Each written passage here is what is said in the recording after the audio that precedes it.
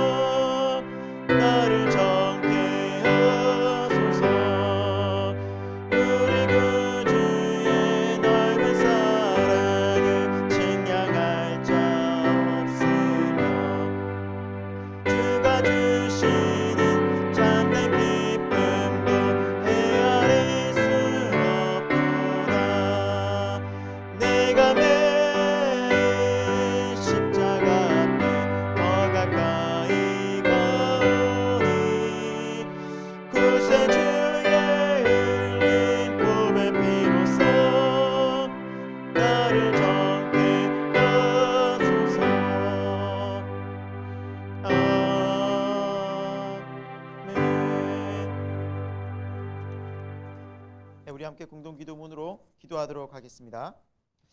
우주 만물을 창조하시고 다스리시는 하나님, 우리의 삶과 생명 역시 주님의 손안에 있음을 감사드리며 찬양합니다. 유한한 시간과 생명 속에서 진정한 가치와 의미를 발견하는 유일한 방법은 오직 주님 안에 있음을 믿으며 고백합니다. 우리의 모든 시간과 생명이 주님 안에 있기를 간절히 기도합니다. 우리의 순간순간이 하나님의 신실하심을 찬양하는 순간이 되게 하시고 우리의 생명이 주님과 교제하는 아름다운 순간들로 채워지게 하옵소서. 우리가 구할 것은 오직 주님의 품 안임을 잊지 말게 하시고 이 예배가 주님 안에 거하는 참 평안과 회복과 위로의 시간이 되게 인도해 주옵소서. 하나님, 코로나 사태가 진정되지 못하고 다시 감염이 확산되고 있습니다. 작은 바이러스 하나가 온 세상을 뒤흔드는 이때 죄악과 게으름의 바이러스가 우리 삶에 침투하지 못하도록 우리를 깨워 주옵소서. 어느새 우리 안에 자리 잡은 교만함과 나태함을 말씀으로 물리쳐 새롭게 하시는, 거듭나게 하시는 주님의 은혜를 경험하여 주옵소서. 특별히 오늘 우리에게 들려주실 말씀 앞에 우리를 정직하게 비춰보게 하시고 하나님께서 기뻐하시는 삶으로 응답하게 하여 주옵소서. 주님은 우리를 인도하시는 선한 목자이십니다. 주님의 양들은 주님의 음성을 듣고 따릅니다. 우리 모두 주님의 음성을 듣고 따라가는 주님의 자녀들이 되게 하여 주옵소서. 예수님의 이름으로 간절히 기도합니다. 아멘. 네, 오늘 하나님께 주신 말씀은 역대하 7장 11절에서 22절까지의 말씀입니다.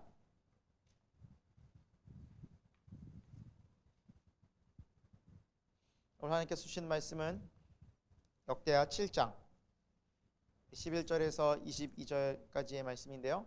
구약 663면에 있습니다.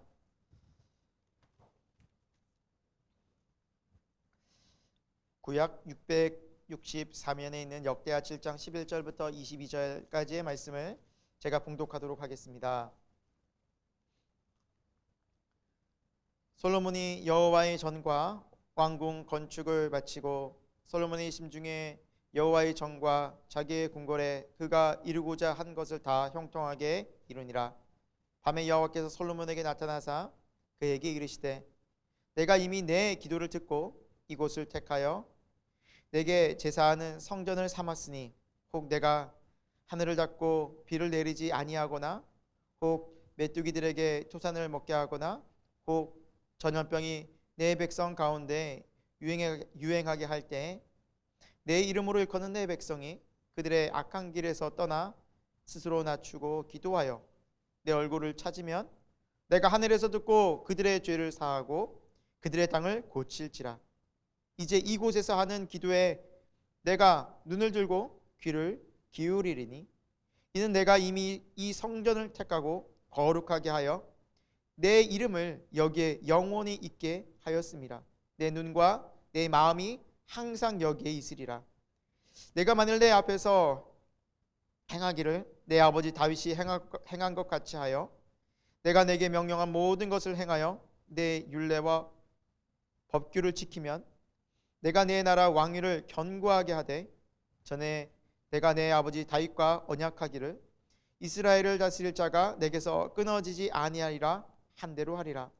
그러나 너희가 만일 돌아서서 내가 너희 앞에 둔 율례와 명령을 버리고 가서 다른 신들을 섬겨 그들을 경배하면 내가 너희에게 준 땅에서 그 뿌리를 뽑아내고 내 이름을 위하여 거룩하게 한 이 성전을 내 앞에서 버려 모든 민족 중에 속담거리와 이야기거리가 되게 하리니 이 성전이 비록 높을지라도 그리로 지나가는 자마다 놀라 이르되 여호와께서 무슨 까닭으로 이 땅과 이 성전에 이같이 행하셨는고 하면 대답하기를 그들이 자기 조상들을 애굽 땅에서 인도하여 내신 자기 하나님 여호와를 버리고 다른 신들에게 붙잡혀서 그것들을 경배하여 섬김으로 여호와께서 이 모든 재앙을 그들에게 내리셨다 하리라 하셨더라. 아멘. 네, 오늘 본문 말씀을 통해서 성전 중심의 신앙, 성전 중심의 신앙이라는 제목으로 하나님의 말씀 함께 우리 보도록 하겠습니다. 우리 지난 시간까지 우리 함께 살펴본 그 내용은 사무엘하에 나오는 다윗의 이야기였습니다. 이제 사무엘 상하에서는 첫째 왕 사울과 또 둘째 왕 다윗의 이야기로 마무리가 되고 이제 성경은 열왕기 상하로 이야기가 진행이 됩니다. 그래서 우리가 올 한 해는 이제 성경 전반적으로 구약과 신약을 함께 살펴보려고 합니다. 그런데 이제 성경책을 보시다 보면 열왕기 상하에는 이제 왕들의 이야기, 남왕국 또 북이스라엘에 대한 이야기가 나오고 또 역대 상하에도 또 다시 다윗의 이야기와 이스라엘의 역사들이 또 나옵니다. 그런데 생각해 볼 수 있는 게 그렇다면 왜 성경에는 이렇게 이스라엘의 이야기가 반복되는가? 왜 같은 이야기를 또 다시 하는가라고 생각할 수 있습니다. 제가 처음 성경을 이제 잘 모르고 봤을 때 그런 의문이 들었습니다. 열왕기 상하를 다 읽고 난 다음에 이제 이스라엘의 역사가 끝난 겁니다. 왕들이 다 죽었어요. 그런데 갑자기 역대 상하에서 죽은 왕들이 다시 부활하는 겁니다. 다윗도 살아나고 솔로몬도 살아나고 다시 왕들의 이야기가 쭉 진행이 됩니다. 아니 그럼 도대체 이게 뭔가, 이게 왜 또 이야기가 반복되나? 그런데 북이스라엘의 왕들의 이야기는 역대 상하에 또 안 나와요.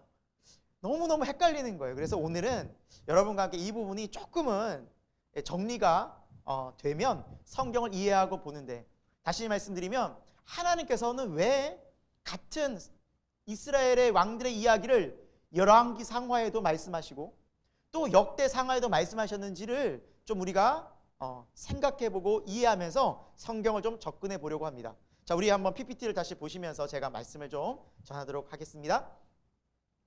네, 열왕기 상하에는 남왕국 남유다와 북이스라엘의 왕들의 이야기가 나와 있습니다. 여러분 잘 아시다시피 솔로몬 왕 이후에 남유다와 북이스라엘로 나누어지게 되죠. 그 이유가 무엇입니까?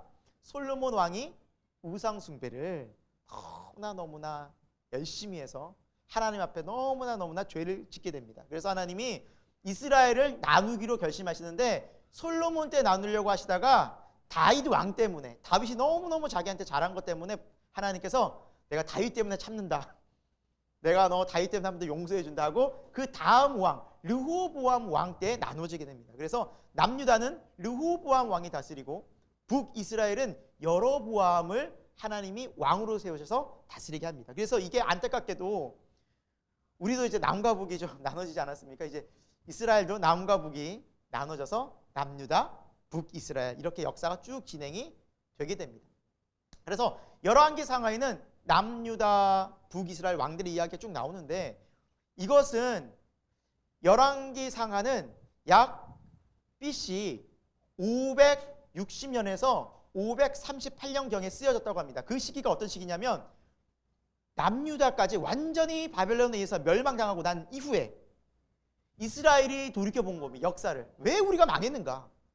여호와 하나님이 우리를 애굽에서 탈출시키고 그 많은 어려움 속에서도 가나안으로 인도하시고 이 가나안 땅을 우리에게 주셔서 솔로몬 성전까지 짓게 하시면서 아름다운 그 성전에서 우리로 신앙생활을 하게 하셨는데, 어떻게 여호와 하나님을 경외하는 우리가 망하게 되었는가? 그리고 하나님은 어떻게 이방신들에게 이렇게 무너지는 그런 약한 하나님이 되었는가? 스스로가 점검해 보는 것입니다.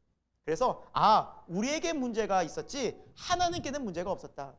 우리가 말씀대로 살지 않고 율법을 떠나고 성전을 떠났구나. 그래서 우리가 무너진 것이구나 하고 남과 북의 왕들의 이야기를 철저하게 분석해서 잘못된 것들을 철저하게 비판, 수정하고 잘한 것들을 본받자 해서 남유다 그리고 북이스라엘의 왕들의 이야기를 있는 그대로 사실적으로 기록한 책이 열왕기 상하입니다. 이해되셨습니까? 그래서 다윗 왕의 실수와 치부가 역대상에는 안 나옵니다. 역대기에는 열왕기 상하에만 나옵니다. 열왕기 상하는 남과 북의 왕들의 잘못된 것들도 다 우리가 배우자라는 취지로 쓰여졌기 때문입니다. 그렇다면 역대상하는 어떤 책일까요? 역대상하는 남유다 왕들의 이야기만 나옵니다. 왜 그런 거 아니? 이 시대적 배경이 이 역대상하가 쓰여진 것은 에스라, 느헤미야 때라고 봅니다. 그래서 약 BC 458년경입니다. 그때가 어떤 시기냐면 스룹바벨이 무너진 성전을 다시 세우면서 성벽들이 허물어지고 신앙들이 허물어질 때 다시 에스라, 느헤미야가 바벨론 포로에서 귀환해서 성벽을 재건했던 BC 458년, 444년경에 이 에스라에 의해서 역대기가 쓰여졌다고 학자들은 말합니다. 그렇다면 그들은 어떤 의도로 역대상하를 썼을까요? 우리가 무너진 성벽을 다시 이렇게 세우면서 하나님이 이 성전을 통해서 우리에게 희망을 주셨습니다. 이제 우리가 지난 과거 잘못된 것은 뒤로 하고 잘한 것들을 본받읍시다. 우리 할 수 있습니다. 그러니까 다시 말하면 격려와 위로와 소망의 메시지를 가득가득 담고 왕들의 잘한 것들을 우리가 배워나가자 한 것이 역대기입니다.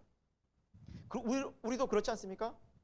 뭔가 이제 격려와 위로를 하려고 하는데 그 사람에게 계속해서 막 핀잔만 주는 거면 너 이거 잘못했지? 너 이거 알아 몰라? 이미 열왕기 상하에서 계속해서 얘기 들었는데도 또다시 얘기 들으면 이 사람은 마음에 실망을, 또 나라는 인간은 참 안 되는가 보다, 우리나라는 절망이야 하면서 낙심할 수 있어서 역대기에서는 오히려 남유다 왕들의 잘한 이야기. 그래서 왜 남유다 왕들만 썼을까요? 북이스라엘은 자라 왕이 단 한 명도 없었어요. 우리가 이제 앞으로 역사를 열왕기 상하를 살펴보겠지만 북이스라엘 왕들은 하나같이 다 불의했어요. 우상 숭배자예요. 그러니까 북이스라엘은 싹 빼고 우리는 남유다의 믿음의 전통을 이어받아 다시 성벽을 재건하고 다시 일어날 수 있습니다 하고 용기와 희망과 소망을 준 책이 바로 역대기의 관점이라는 겁니다. 좀 이해가 되셨습니까? 그래서 열왕기 상하와 역대 상하는 조금 비슷한 듯하나 또 다른 관점을 가지고 있다라는 겁니다. 그래서 뭐 왕들의 잘못된 실수나 잘못된 뭐 우상 숭배의 모습들은 다 열왕기 상하에서 찾을 수 있는 내용들이고, 왕들이 잘한 거, 막 칭찬받을 만한 거는 다 역대 상하로 가면 더 풍성히 찾을 수 있습니다. 그래서 우리가 열왕기 상하와 역대 상하를 함께 본다면 더 풍성하게 왕들의 이야기를, 그 왕정 시대 이야기를 우리가 살펴볼 수 있을 것입니다. 그래서 오늘 본문의 말씀, 성전 건축을 하고 그리고 성전을 봉헌하고 솔로몬이 하나님께 드린 이 장면은 역대, 우리 오늘 본 하에도 나와 있지만 어디에도 또 나와 있을까요? 열왕기 상에도 또 나와 있어요. 열왕기 상. 그래서 열왕기 상에도 이 본문이 나와 있어서 오늘 특별히 역대하 본문을 제가 뽑은 것은 조금 더 자세하게 이 성전 이야기에 대해서 많이 나와 있기 때문입니다. 자, 오늘 좀 서론이 조금은 길었지만 이렇게 성전 중심의 신앙이 왜 중요한지를 우리가 좀 생각해 보려고 합니다. 이게 왜 중요하냐면 구약에는 성전, 바로 예루살렘 성전이 중심이지만, 자, 이게 신약에 하면 어디 중심의 신앙생활이 될까요? 교회입니다. 교회 중심. 그래서 성전 중심의 신앙생활을 하던 그 이스라엘 사람들을 모습을 우리가 그때 배경을 잘 배우면, 아, 오늘날 우리가 교회 중심의 이 성전 중심의 생활을 어떻게 해야겠는구나라는 것을 충분히 알 수 있습니다. 왜? 하나님께서 주시는 그 마음은 동일하기 때문입니다. 구약에는 성전이었지만 신약에는 어디입니까? 교회입니다. 구약과 신약을 우리가 잘 이해한다면 지금 교회 중심의 생활을 어떻게 해야 할까, 오늘 말씀을 통해서 그 지혜를 우리가 잘 배워나가기를 소망합니다. 자, 첫 번째, 오늘 본문을 통해서 그 성전 중심의 생활 어떻게 하느냐 살펴볼 것은, 첫 번째, 네, 기도를 통해 회복과 소망을 경험하는 곳이라는 겁니다. 성전은 기도를 통해 소망과 회복을 경험하는 곳입니다. 자, 솔로몬 왕에 의해서 솔로몬 성전이 7년 동안 아름답게 지어지게 되죠. 그러나 우리가 이제 성경을 자세히 보면 이 솔로몬 성전이 지어지기 전에 누가 준비를 했냐면 다윗 왕이 모든 금이며 은이며 돌이며 목재며 그리고 거기에 또 전문가들 하며 다 다윗이 설계도까지 준비를 해놨습니다. 그러니까 다윗의 많은 8, 90%를 준비해놨다도 과언이 아닙니다. 그래서 솔로몬에 의해서 완공된 것이 이 예루살렘 성전이었습니다. 아름답게 7년 동안 지어지면서 이 우리가 앞쪽에 보면은 하나님 앞에 솔로몬이 성전을 짓고 기도하는 장면이 나옵니다. 정말 많은 기도문이 나오는데 요약하면 그것입니다. 하나님, 은혜를 이 성전을 통해 내려 주옵소서. 이게 한 줄로 요약할 수 있는 내용입니다. 그러니까 솔로몬이 성전에서 뭘 기도했냐면, 하나님, 우리에게 뭘 달라고요? 은혜를 내려 주옵소서. 이 나라에, 우리 가정에, 또 저에게 하나님 은혜를 내려 주옵소서. 이것이 왜 필요할까요? 내 힘으로는 살 수 없고 내 힘으로는 도저히 이 세상의 많은 일들 감당할 수 없다라는 거예요. 그래서 이 성전을 찾아와서 하나님 기도할 때 하나님의 은혜를 내려 주옵소서. 그리고 그 기도에 대한 응답이 오늘 본문 말씀인 것입니다. 같이 한번 보도록 하겠습니다. 하나님이 솔로몬에게 나타나셔서 그 응답의 말씀으로 말씀하시는 내용들입니다. 그래서 13절, 14절, 15절 하나님이 어떻게 응답하시며 말씀하셨는지 같이 읽어보겠습니다. 혹 내가 하늘을 닫고 비를 내리지 아니하거나 혹 메뚜기들에게 토산을 먹게 하거나 혹 전염병이 내 백성 가운데 유행하게 할 때 내 이름으로 일컫는 내 백성이 그들의 악한 길에서 떠나 스스로 낮추고 기도하여 내 얼굴을 찾으면 내가 하늘에서 듣고 그들의 죄를 사하고 그들의 땅을 고칠지라. 이제 이곳에 사는 기도에 내가 눈을 들고 귀를 기울이리니. 네. 이곳에서 너희들을 기도할 때 내가 그 기도 소리를 듣겠다. 세상의 절망과 또 혹 내가 너희들에게 환난을 내릴지라도 너희들이 와서 기도하면, 이곳에서 기도하면, 이 성전에서 기도하면, 부르짖으면 누가 듣겠다? 하나님이 듣겠다. 약속하셨습니다. 내가 보고 내가 듣겠다. 여러분, 이것이 성전이 우리에게 주는 너무나 놀라운 귀한 성전이 존재해야 될 이유라는 겁니다. 여러분, 그렇다면 하나님께 나갈 때 우리는 어떤 마음으로 나가야 할까요? 하나님이 오늘 본문의 14절에 뭐라 말씀해 주셨습니까? 조건들이 있어요. 뭐뭐 하면 악한 길에서 떠나고, 또 스스로 낮추고 나의 얼굴을 찾으면, 이게 조건. 하나님을 찾는다 그래서 무조건 하나님이 다 만나 주시는 게 아니라 하나님 앞에 나가야 될 믿음의 자세가 있는 겁니다. 세 가지. 그래서 우리가 이 세 가지를 중심으로 잠깐 이 첫 번째에서는 우리 좀 살펴볼 때는, 첫 번째 뭐였습니까? 악한 길에서 떠나야 한다라는, 악한 길에서. 이걸 뭘 말합니까? 회개를 의미합니다. 여러분, 하나님 앞에 나갈 때 가장 기본적인 자세는 회개의 마음입니다. 회개입니다. 이게 첫 번째 자세라는 겁니다. 하나님 앞에 나갈 때 우리 진정한 모습은 죄와 허물을 반드시 뭐합니까? 고백해야 합니다. 조건입니다. 이거는 해도 되고 안 해도 되는 과정이 아닙니다. 여러분이 정말 내가 하나님을 만나러 갔을 때 왜 못 만나고, 혹은 내 하나님의 깊은 은혜를 경험하지 못한가? 첫 번째 항상 살펴볼 것은 무엇입니까? 내가 진정한 마음으로 하나님 앞에 회개했는가라는 겁니다. 제가 어릴 때 놀던, 또 제가 또 살던 곳이 강원도 태백시 소도동이라는 그 동네가 그냥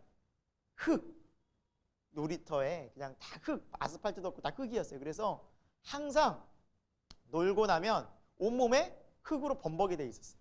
그래서 저녁에 이제 어머니께서 이제 식사를 다 준비해 놓으시고, 이제 저와 동생이 이제 딱 먹으러 들어가면, 저희는 배가 고파가지고 힘들어가지고 막 그냥 빨리 그냥 밥을 먹고 싶은데, 그 계란 하나라도 더 집어먹고 싶은데, 항상 어머니는 말씀하셨어요. 씻고 와, 옷 갈아입고. 근데 저희는 막 거기서, 저는 특히나 그랬던 것 같아요. 막 고집 부리고 막 완강히 막 이걸 먹겠다고 하면, 그러나 항상 어머니는 타협하지 않으셨어요. 씻고 와. 그러다가 제가 너무 나갔다 싶으면 이제 매도 드시고 혼도 났죠. 고집 부리다 가지고 그냥 혼도 나고 그랬던 기억이 납니다. 그럼 어머니께서 왜 혼내셨을까?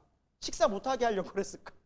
밥 먹지 못하게 하려고? 아닙니다. 오히려 밥을 먹게 하기 위해서. 깨끗한 몸으로, 정결한 몸으로 와서 식사의 자리에 참여하게 하기 위해서 나를 깨끗하게 하고 다시 오라는 거였지, 오히려 제가 더러운 손과 발로 그 더러운 흙 냄새를 풍기면서 오히려 그 식사 자리에 있으면 거기가 지저분해지고 저도 오히려 건강이 안 좋아질 수 있는 것입니다. 마찬가지입니다. 여러분, 하나님 앞에 나갔을 때 우리의 죄와 허물을 하나님 앞에 고백하고 기도할 때 하나님이 우리를 거룩한 만남의 자리에서 우리를 만나실 수가 있는 겁니다. 하나님은 공의와 정의와 심판의 하나님이십니다. 우리의 불의와 우리의 죄악을 그대로 간구하시면서 우리의 기도를 들어주신 분이 아니라는 겁니다. 오히려 그 죄를 용서함 받고 깨끗하게 되고 거룩하게 되었을 때 하나님과의 거룩한 관계가 회복되고 비로소 우리의 기도가 하나님 앞에 상달이 되는 것입니다.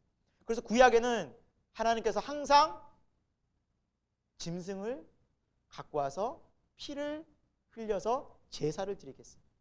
항상 속죄죄, 속건제를 드리면서 우리의 죄를 고백해라. 너희가 나올 때 내게 항상 죄를 고백해라. 그래서 죄 고백에 제사를 드리지 않았습니까? 그러나 신약에는 예수님께서 우리의 모든 죄를 대신해서 십자가에서 그 거룩한 피를 다 우리 죄를 용서하시면서 쏟으셨기 때문에 우리가 날마다 예수 그리스도의 보혈의 십자가를 의지하여 기도할 때, 여러분, 그것이 진짜 하나님께로 나가는 길이 되는 줄로 믿으시기 바랍니다. 여러분, 이것을 우리가 잘 배우고 진심으로 마음속에서 계속해서 믿음으로 훈련해 나갈 때 하나님과의 관계가 건강하게 회복되고 우리의 기도가 어떻게 돼요? 약속의 응답을 받는 능력 있는 기도가 된다라는 것입니다. 여러분 오늘 어떤 마음으로 나가십니까? 주님 앞에 지금 어떻게 예배 드리고 계십니까? 먼저 우리의 죄가 있다면, 우리의 어떤 허물이 있다면, 또 우리의 모든 하나님 앞에서 불의한 죄악들이 있다면 우리가 믿음으로 회개하면서 이 예배 자리에 나갈 때 하나님 우리의 마음을 만지시고 응답하시는 놀라운 역사가 임하게 될 줄로 믿습니다. 두 번째는 우리 스스로를 낮추라라고 하나님은 말씀합니다. 너희 스스로를 낮추라라고 말씀합니다. 이건 다시 다른 말로 말씀드리면 겸손을 의미합니다. 겸손함. 여러분 우리가 하나님을 만날 때 너무 쉽게 생각하는 것 같습니다. 우리가 정말 이 세상에 대통령 한 분을 만나도 우리가 뭐 만나고 싶다고 해서 만나시는 분이 아니지 않습니까? 그렇죠? 하물며 하나님은 세상을 창조하시고 온 역사의 주관자가 되시고 능력에 전능하신 분이신데 우리가 그냥 내가 가서 예배드리고 내가 기도하면 당연히 만나주시겠지? 우리가 그렇게 착각할 때가 참 많이 있다라는 겁니다. 아닙니다. 오히려 하나님은 우리가 감히 만나지 못할 뿐입니다. 진짜 하나님을 만나면 우리가 그 앞에서 겸손할 수밖에 없는데, 우리가 오늘 예배나 하나님을 만나는 그 자리나 어떤 자리든지 겸손할 때 하나님을 만날 수 있다라고 하나님 우리에게 말씀해 주고 계십니다. 스스로를 낮추라라는 것입니다. 마태복음 8장과 누가복음 7장에는 한 백부장의 이야기가 나옵니다. 이 백부장은 로마의 군인이었습니다. 그 자기 수하에는 100명의 군사를 거느리는 힘있고 어떤 높은 자리에 있는 사람이었습니다. 그 백부장의 종이 병이 들었습니다. 그래서 그 종의 병을 고치기 위해서 주님 앞으로 나왔습니다. 그런데 어떤 마음으로 나왔습니까? 겸손히 나와서 무릎을 꿇습니다. 주여, 저의 종이 병이 들었습니다. 고쳐주옵소서. 주님이 그 모습을 보신 겁니다. 아, 믿음이 크고 겸손히 가자 말씀하십니다. 그런데 그 백부장이 얘기합니다. 아닙니다, 아닙니다. 주님, 저희 집에 오심을 저는 감당치 못하겠습니다. 당신 같은 분이 어떻게 감히 초라한 저희 집에 올 수 있단 말입니까? 제가 어떻게 모실 수 있단 말입니까?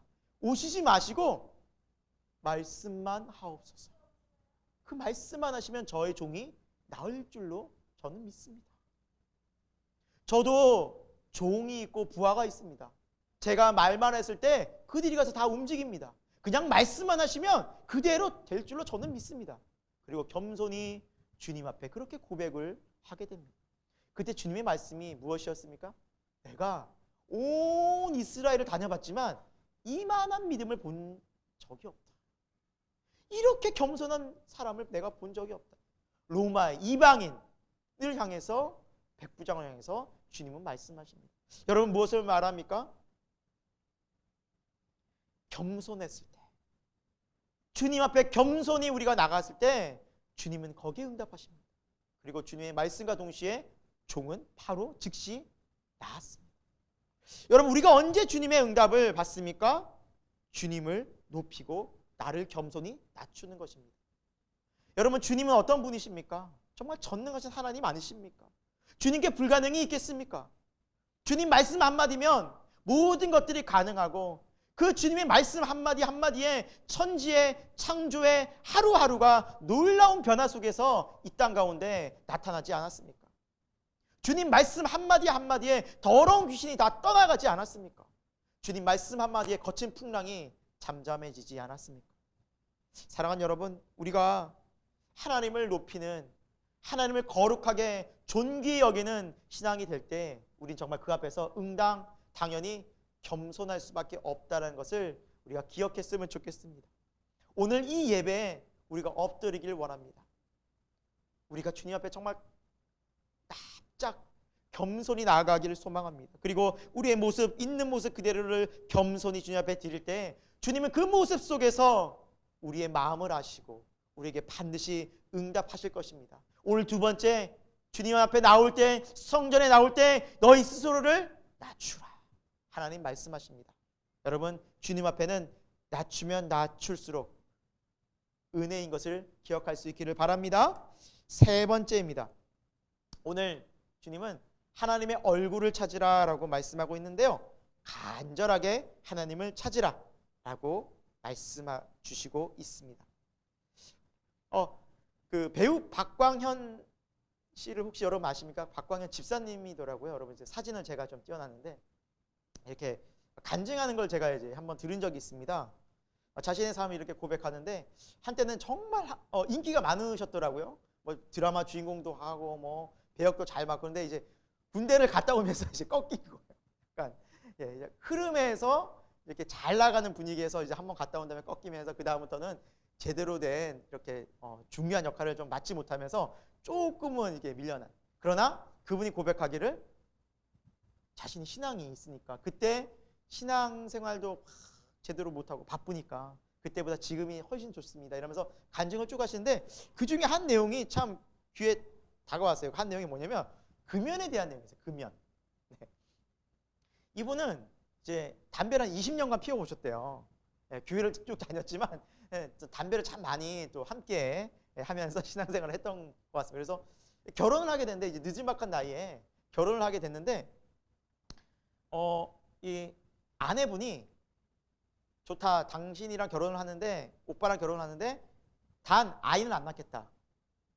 왜? 담배를 펴서.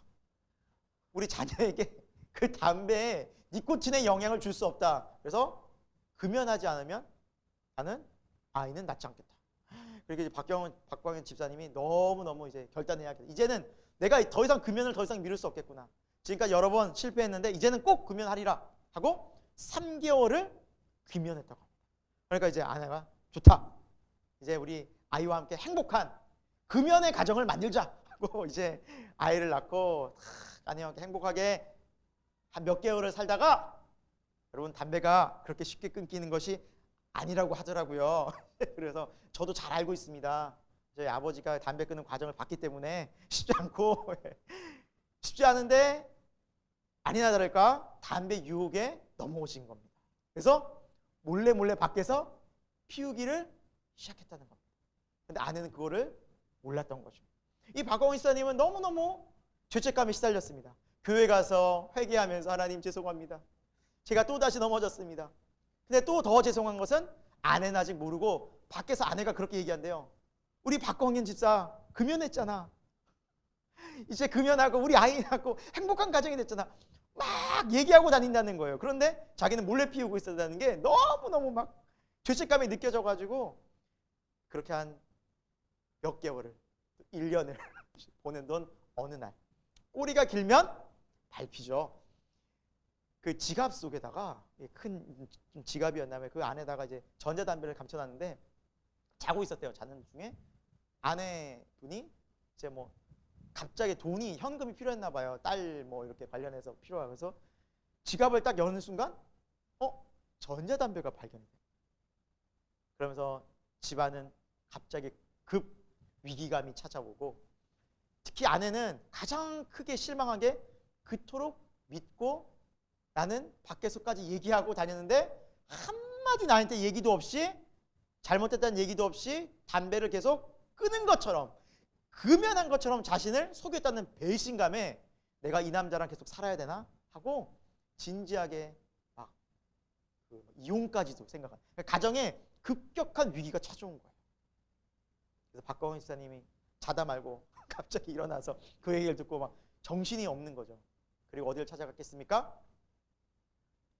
교회로 찾아간 거예요.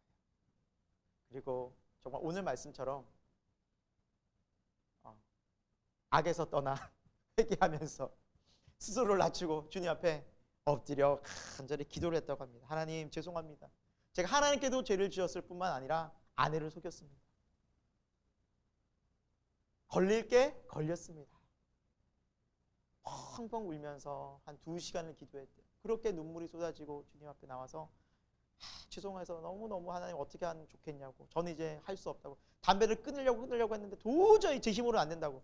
그러면서 전자담배를 들고서 그냥 발로 확 밟아서 깨트려 버렸대요. 그러면서 이깟 담배 때문에 내가 지금 온 인생이 다 망가지게 생겼다고. 하나님 제발 은혜를 달라고 그 앞에서 펑펑 우는데 뭔가 마음속에 시원한 느낌이 들더라고요. 너무너무. 그래서 하나님 나의 기도를 드리셨구나. 나의 기도를 들어주셨구나. 그 응답을 받고 집으로 돌아가서 아내에게도 이제 잘못했다고 사과도 하고 새로운 인생을 이제 살아보자. 하나님 내 기도를 들어주셨으니까. 그리고 살았대요. 일주일이 지났대요. 담배가 그렇게 땡기는 거예요. 다시. 담배가 그냥 너무너무 피고 싶은 거예요. 막 그냥 마음속에 요동치는 거예요. 그래서 담배 한 대를 지인에게 빌렸대요. 담배 한 대만 줘봐. 그래서 담배를 한 모금 딱 빠는 순간 써도 그렇게 쓴 게 내가 이걸 지금 왜 피웠자고 막 입에서 떼버렸대요. 그때 하나님의 기도가 생각이 나요. 내가 일주일 전에 하나님의 성전에서 그렇게 울면서 하나님께 엎드려 기도했더니 하나님이 담배를 이렇게 쓰게 해주셨고 그 뒤로부터는 금연이 됐대요. 그래서 하나님의 은혜로 금연이 성공했고 또 오히려 그것 때문에 다시 가정이 정말 화평해지고 오히려 하나님을 더 의지하게 되었다라는 간증을 또 그 한편의 간증을 제가 좀 듣게 되었는데요. 여러분 그렇습니다. 우리가 이 세상 살 때 정말 하나님의 성전에 우리가 찾아가야 다양한 이유들이 있을 겁니다. 우리의 힘으로는 안 되고 정말 때로는 하나님이 나를 막 몰아치시는 것 같고 어렵고 그때 여러분 우리가 어딜 가야 될까요? 성전이라는 교회라는 주님 품이라는 거. 주님 품에 나와서 하나님의 약속을 붙잡고 다시 회개하고 겸손하게 하나님의 얼굴을 간절히 찾고 찾으면 누가 들으신다고요? 하나님이 약속하셨어요. 나의 눈과 나의 귀가 어디를 향해 있다고요? 이 성전을 향해 있다. 오늘도 살아계신 하나님은 하나님의 성전에 이렇게 회개와 겸손과 간절한 마음으로 나오는 자들을 뭐하고 계십니까? 보고 계십니다. 여러분들이 그러한 주님의 놀라운 은혜를 경험할 수 있는 한 명 한 명이 되기를 예수 그리스도의 이름으로 축원드립니다. 두 번째입니다. 오늘 말씀을 통해서 살펴볼 수 있는 것은 믿음의 귀소 본능이 성전이 되도록 하라라는 겁니다. 믿음의 귀소 본능이 성전이 되도록 하라라는 겁니다. 귀소 본능이라는 것은 우리가 다시 돌아가는 것을 의미하지 않겠습니까? 다시 철새도 그렇고 다시 이렇게 다시 고향으로 가서 그 먼 거리를 여행하고 여러분 하나님의 약속의 말씀을 듣고 따라가고 가르치면 그 자손 대대로 하나님이 약속의 말씀에 은혜를 주시겠다. 오늘 성경은 귀한 약속으로 함께 하십니다. 우리 같이 한번 볼까요? 우리 17절 18절인데요. 우리 같이 한번 읽어보도록 하겠습니다. 읽겠습니다. 내가 만일 내 앞에서 행하기를 내 아버지 다윗이 행한 것과 같이 하여 내가 내게 명령한 모든 것을 행하여 내 율례와 법규를 지키면 내가 내 나라 왕위를 견고하게 하되 전에 내가 내 아버지 다윗과 언약하기를 이스라엘을 다스릴 자가 내게서 끊어지지 아니라 한 대로 하리라. 아멘. 네, 하나님의 말씀 가운데 순종하고 이 성전을 떠나지 않고 법규와 율례와 법규를 잘 지키면 자손 대대로 내가 이 왕위를 견고하게 해주겠다 약속해 주셨습니다. 자손 대대로 하나님께서 믿음의 가문을 주시겠다 약속해 주셨습니다. 이것이 하나님의 약속의 말씀이라는 겁니다. 여러분 철새들을 과학자들이 오랜 시간 연구를 했는데요. 왜냐하면 우리도 이렇게 잘 듣고 봐서 알다시피 철새가 적게는 수백 킬로미터 많게는 1만 킬로미터 2만 킬로미터를 날아다니는데 이거 북극과 남극을 왕복을 한대요. 수만 킬로미터를 날아가는데 문제는 그거였습니다. 어떻게 철새가 방향을 잃지 않고 그 넓은 태평양을 그 높은 히말라야를 다 통과해서 집을 찾느냐 고향을 찾아가느냐. 우리도 운전할 때 내비게이션 없으면 아무 데도 못 가지 않습니까? 어떻게 갑니까 여러분?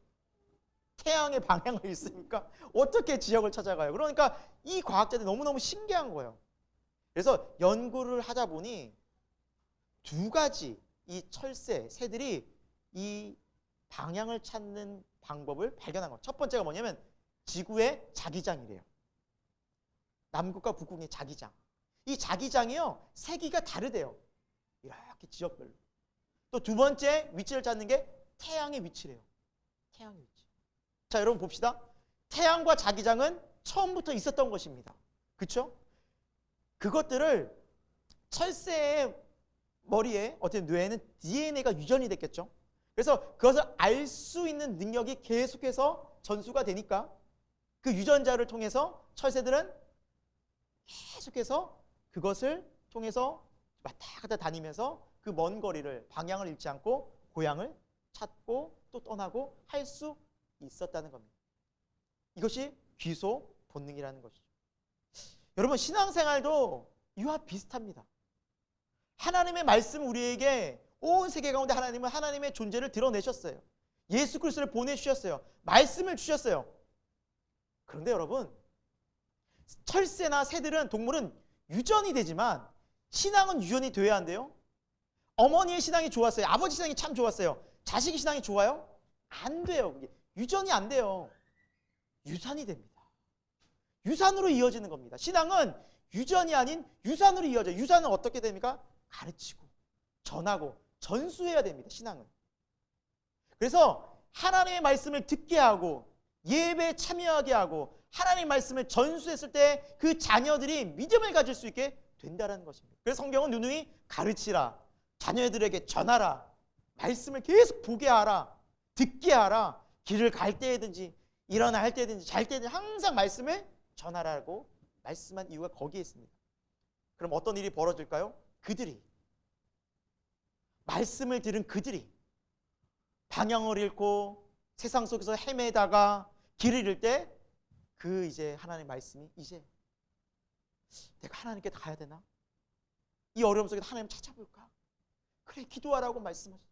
내가 어릴 때 다녔던 그 교회, 내가 들었던 그 말씀 의지하고 주님을 찾아봐야겠다. 내가 다시 한번 하나님을 정말 의지해봐야겠다. 그러면서 하나님께 나아올 수 있는 길이 열려지게 되는 놀라운 계기가 마련되게 될 것입니다. 그래서 여러분, 아직 믿음이 없고 또 신앙생활을 하지 않는다는 가족이 있을지라도 포기하면 돼야 안 돼요? 안 돼요. 계속 말씀을 전하고 여러분 기도하고 믿음의 선한 영향을 계속 받을 수 있도록 중보하며 선한 영향을 줄 수 있기를 바랍니다.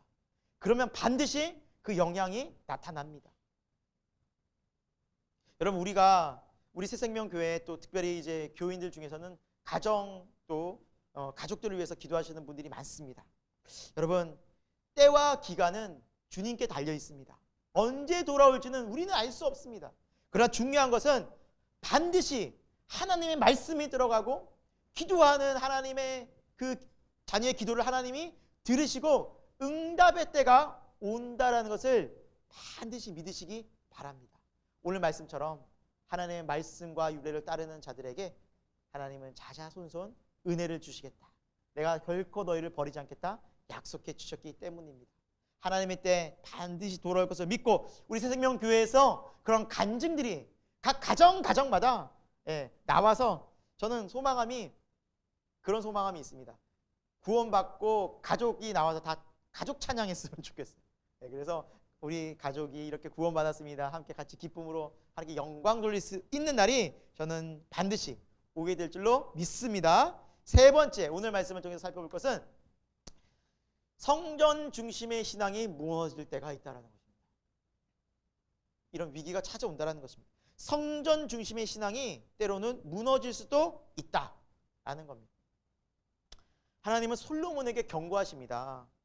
19절 첫 번째 단어가 무엇입니까? 그러나입니다. 그러나 내가 너희의 기도를 듣고 내가 너희에게 응답하겠고 자자손손 막 복을 내려주겠다 이렇게 약속도 해주셨지만 그러나 계속 그러는 건 아니다.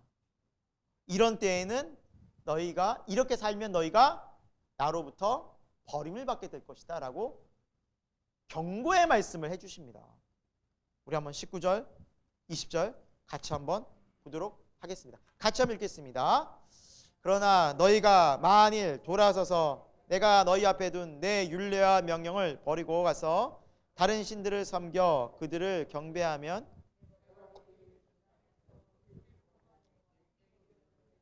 거룩하게 한 이 성전을 내 앞에서 버려 모든 민족 중에 속담거리와 이야기거리가 되게 하리니 라고 말씀하고 있습니다.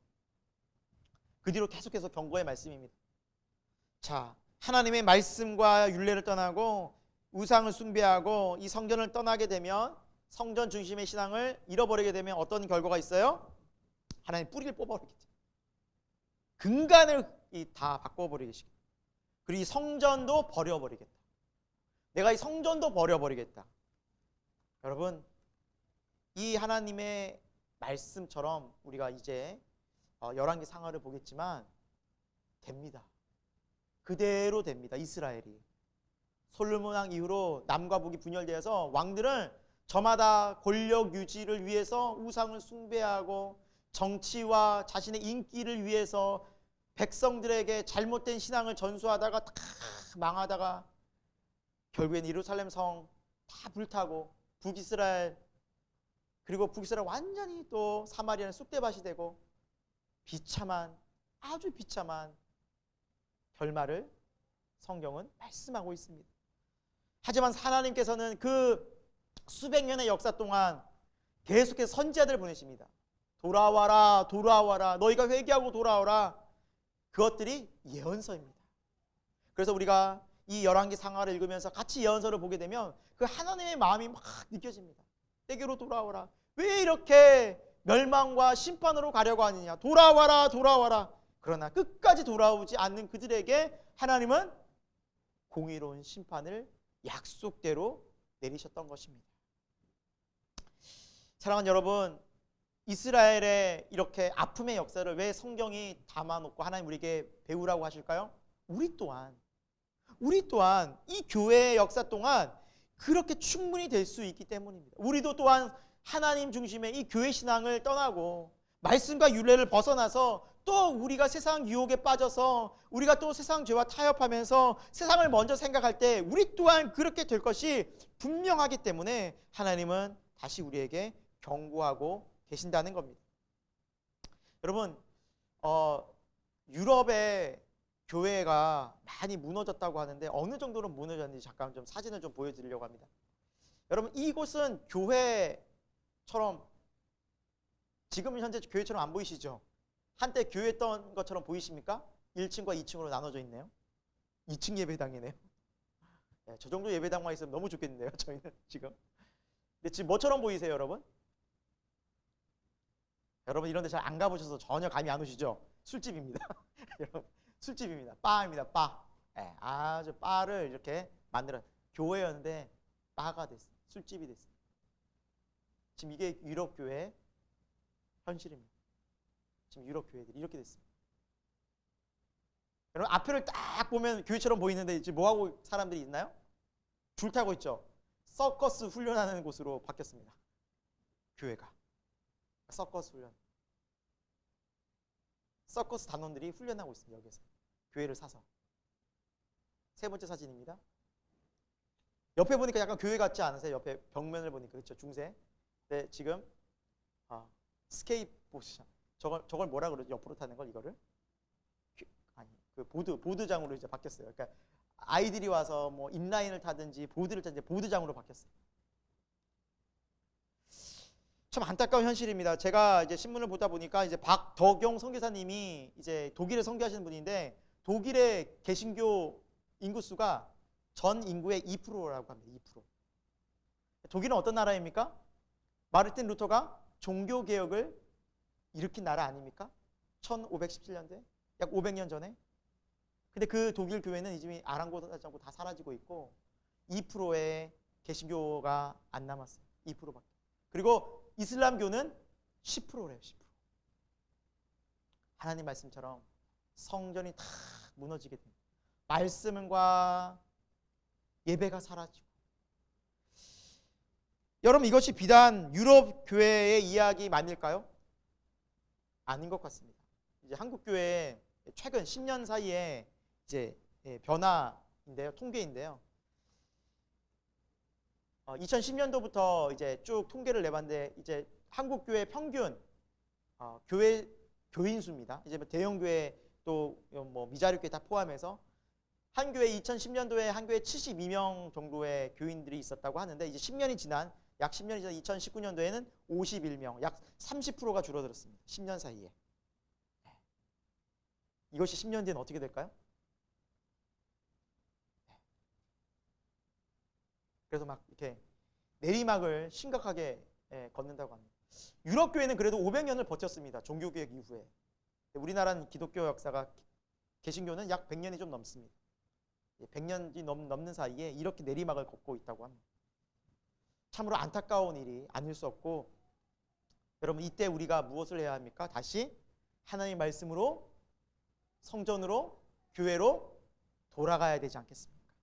말씀과 율례를 찾아 다시 돌아가야 되지 않겠습니까? 하나님이 말씀하신 게 무엇입니까? 너희 어차피 이제 망하니까 어쩔 수 없어라는 겁니까? 아니면 이 경고 속에 회개하고 다시 돌아와서 하나님의 은혜를, 하나님의 놀라운 부흥을 경험하여서 이 땅 가운데 많은 사람들을 구원해내기를 원하고 계시는 걸까요? 여러분, 우리 새생명교회가 다시 이 어두워져가는 세상 속에 밝은 빛이 되기를 소망합니다. 저와 여러분이 하나님께서 6년 전에 이 땅 가운데 새생명교회를 세우시고, 또 때와 시기와 장소는 다르지만 각자를 부르신 이유와 목적이 저는 분명히 있는 줄로 믿습니다. 하나님의 마음, 또 하나님의 때에, 또 하나님의 말씀에 다시 한번 우리가 반응하여서 오늘 말씀처럼 다윗의 그 길로, 예수 그리스도가 보여주신 그 구원의 생명의 길로 우리가 담대히 걸어가서 우리뿐만 아니라 온 가정을 구원해내고, 또 우리가 이웃들에게 예수님의 증인되는, 정말 살아있는 예수님의 생명력 넘치는 그런 성도가 되기를 축원드립니다.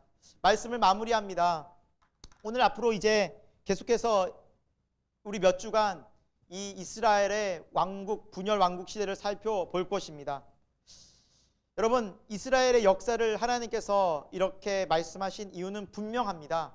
하나님의 말씀을 떠나고 성전을 떠나고 우상을 숭배했을 때 그 당하는 비참함이 얼마나 처참한지를 통해서 우리가 교회를 떠나고 교회를 점점 멀리하고 세상으로 나아갔을 때 우리의 삶이 얼마나 영적으로, 또한 세상적으로도 결국 어떤 비참한 결과를 맞게 될 것인지 하나님 우리에게 경고하고 계십니다.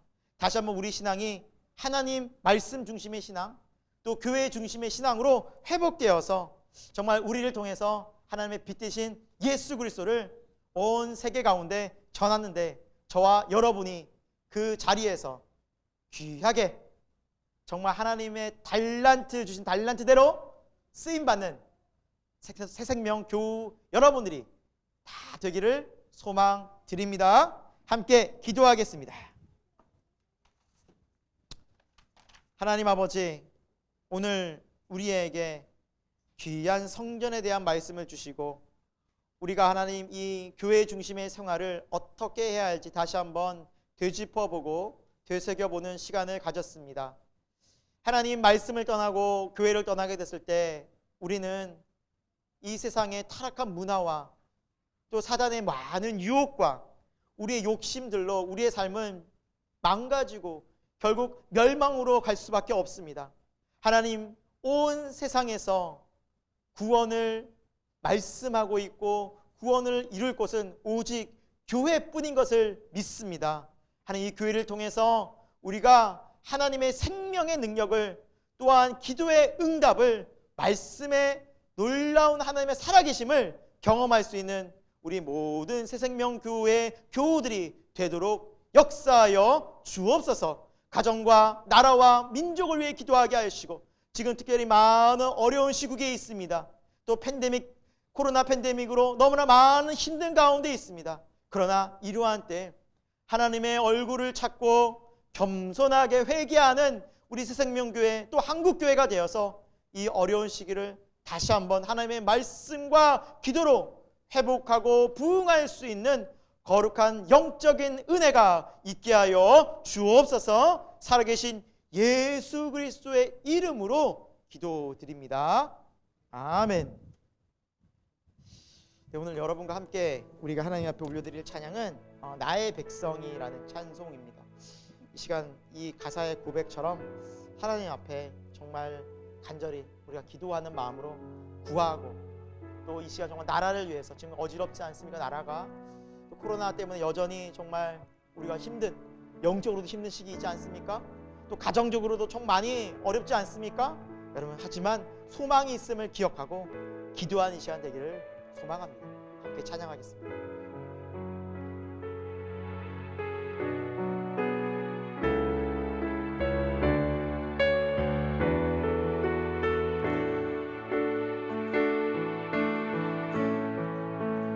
나의 백성이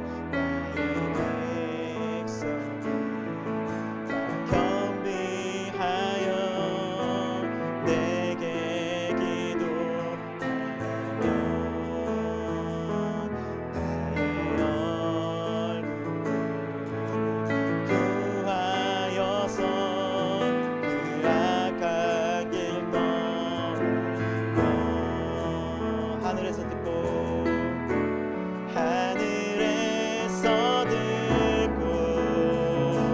죄를 사하며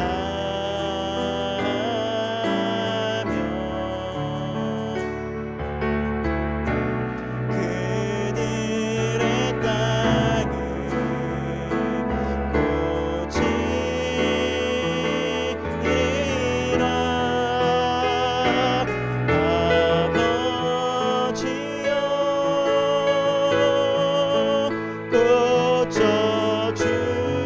고쳐주소서. 이 나라 주의 것 되게 하소서. 주 하나님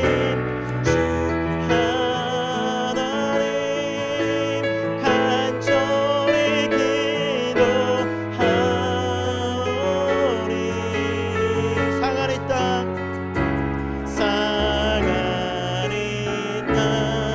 새롭게 하소서. 무릎 꿇고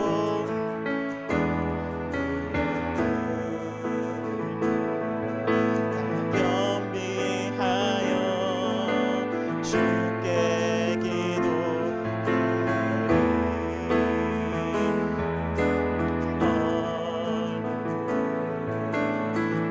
구하여서 그 악한 길 떠나며 주님의 자비로 죄를 사하며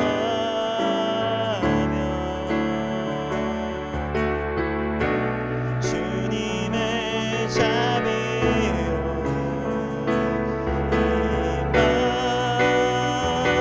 임하소서. 아버지여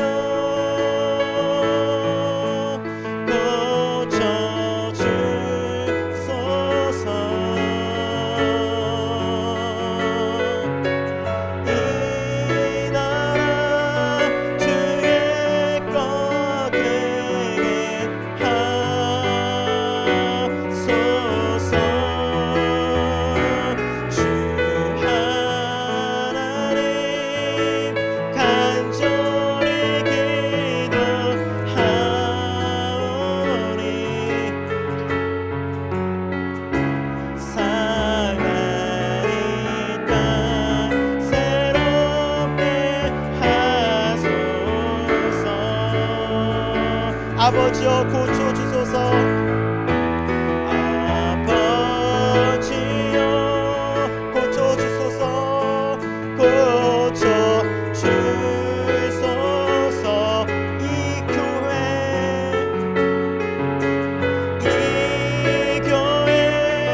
주의 것 되게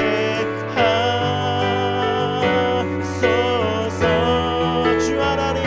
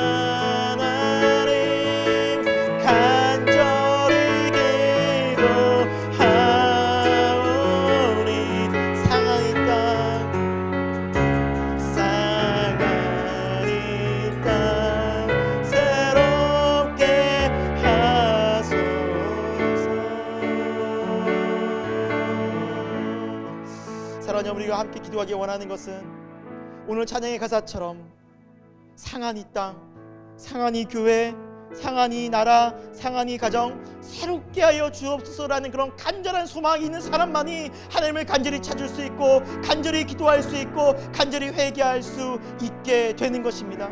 여러분, 하나님을 향한 소망이 있으십니까? 하나님께 소망이 있으십니까? 하나님의 은혜가 필요하십니까?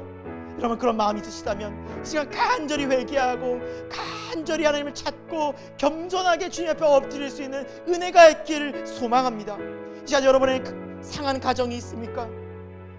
또 여러분, 우리가 또한 이 교회를 놓고서 우리가 얼마나 더 기도하고 있습니까?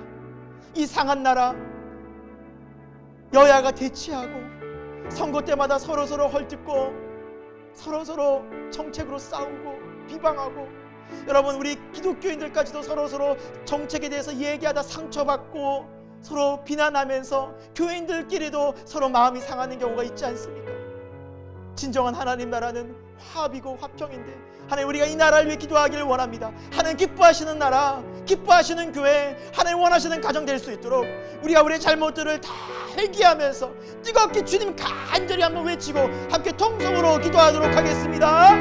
주여, 하나님 아버지, 이 시간 우리가 함께 기도하기 원하는 것은 하나님 아버지, 우리가 이 땅 가운데, 이 민족 가운데, 이 교회 가운데, 이 가정 가운데 하나님께서 놀라운 회복과 은혜를 허락해 주시기를 간절히 소망합니다. 하나님 아버지, 우리가 기도하지 않고 있었고 하나님 앞에 간절히 부르시지 않고 있었음을 회개합니다. 하나님 말씀을 떠난 교회, 하나님 뜻을 떠난 교회, 순종하지 않는 교회는 하나님 그 하나님의 영광이 떠나갈 수밖에 없듯이, 하나님, 우리 생명교회가 다시 한번 말씀으로 돌아가고 회복하기를 소망합니다. 성령님 임하여 주옵소서.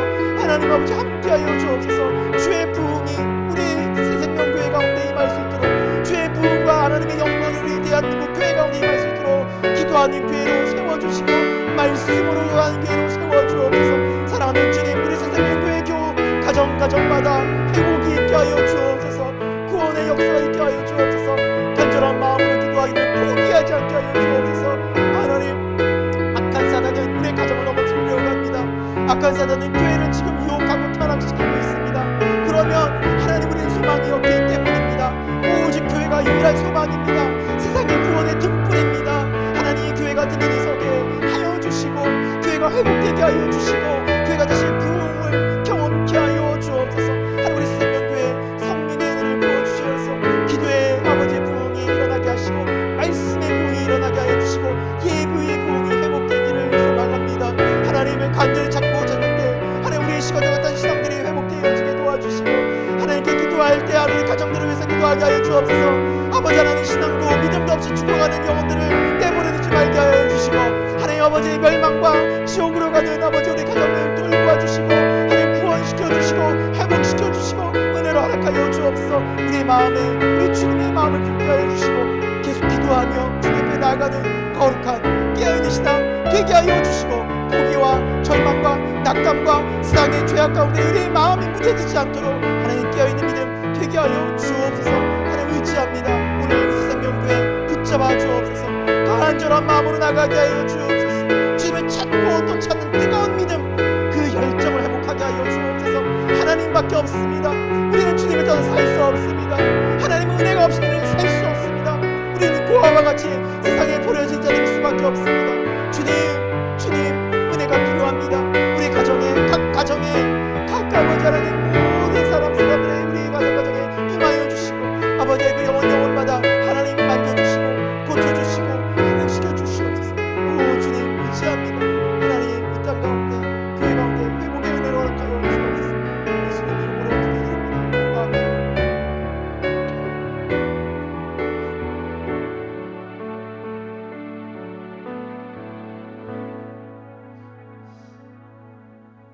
참 사랑과 자비의 하나님 아버지, 어두워져가는 이 세상 속에, 빛이 없는 이 세상 속에, 절망과 죄악으로 가득한 이 세상 속에 독생자 예수 그리스도를 보내주셔서 십자가의 길로, 구원의 길로, 생명의 길로 빛으로 우리를 인도하여 주시고 함께하여 주시고 동행하여 주시고 영생을 주시고 천국을 주셔서 감사함을 드립니다.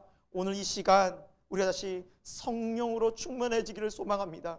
성령님의 은혜와 그 그 깨닫게 하심과 그 능력이 없이는 우리 이 세상 속에서 어리석게도 죄를 좋아하고 육신의 본능을 따라가며 천국의 소망을 놓치고 살 때가 참 많음을 고백합니다.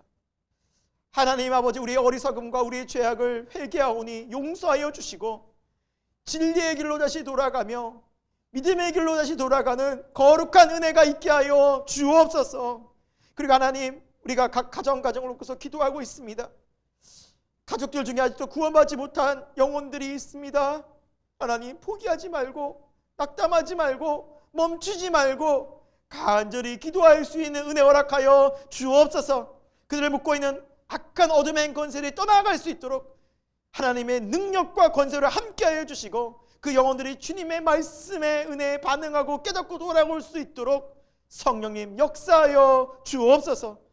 그리고 아버지 하나님, 우리 교회를 위해 기도드립니다. 우리 새생명교회를 이곳에 세워주셨습니다.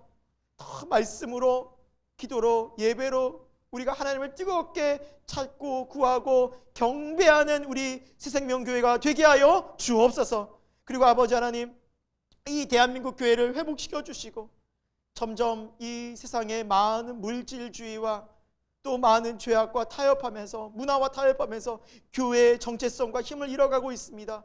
한국교회 다시 한번 순수한 신앙, 정말 하나님 말씀으로 돌아가고 오직 기도로 연단받았던 그 순수한 신앙, 거룩한 신앙을 회복할 수 있도록 도와 주옵소서. 그리고 아버지 하나님, 이 나라가 여러 가지 많은 분열과 다툼과 또 서로 상호 비난으로 많은 상처들을 주고받고 있습니다. 또 이 나라가 대통령 선거를 앞두고 정권이 또 많이 어지러운 가운데 있습니다. 아버지, 이 나라를 불쌍히 여겨주시고 하나님, 이 나라가 정말 하나님 말씀 안에서 공의와 정의가 회복되어지고 정말 하나님께서 기뻐하시는 지도자가 나와서 이 나라를 바르게 인도할 수 있도록 오직 우리 성도들이 깨어 기도하게 하여 주옵소서. 하나님, 하나님의 진리의 말씀은 살아있습니다. 이 나라를 사랑하신 줄로 믿습니다. 오직 우리가 이 나라와 민족을 위해서 거룩하게 기도하는 그 기도의 손을 놓지 않게 하여 주시고 이 나라를 위해서 간절히 기도할 때 이 나라를 회복시켜 주옵소서. 특별히 아버지, 우리 새생명교회 우리 아이들이 있습니다. 아이들이 믿음의 유산을 잘 이어받아 믿음으로 잘 자라날 수 있도록 성령님 역사하여 주옵소서. 그리고 하나님, 이 시간 주님 앞에 나오면서 귀한 예물을 마음을 담아 드리는 정성들이 있습니다. 이 코로나 때 하나님 물질적으로 곤비치 않도록 그 삶과 건강과 직장과 모든 사람들을 지켜 보호하여 주시고 하나님의 선하신 인도하심을 날마다 경험하는 거룩한 은혜를 내려 주옵소서. 지금은 우리 주 예수 그리스도의 십자가의 은혜와 하나님 아버지의 영원하신 사랑하심과 성령 하나님의 감화 감동 역사하심이 오늘도 하나님의 얼굴을 구하며 간절히 예배한 우리 새생명교회 모든 가족들, 식구들 가운데 또 이 나라 이민족 가운데 온 열방 가운데 지금부터 영원토록 함께 없시기를 간절히 축원하옵나이다. 아멘.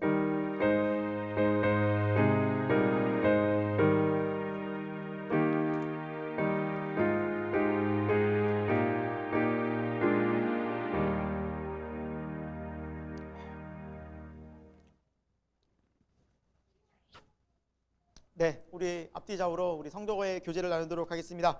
우리 교회 중심의 신앙생활을 해갑시다. 우리 인사하도록 하겠습니다. 인사하겠습니다. 교회 중심의 신앙생활을 해 나가도록 합시다. 네, 교회 중심의 신앙생활을 해 나가도록 합시다.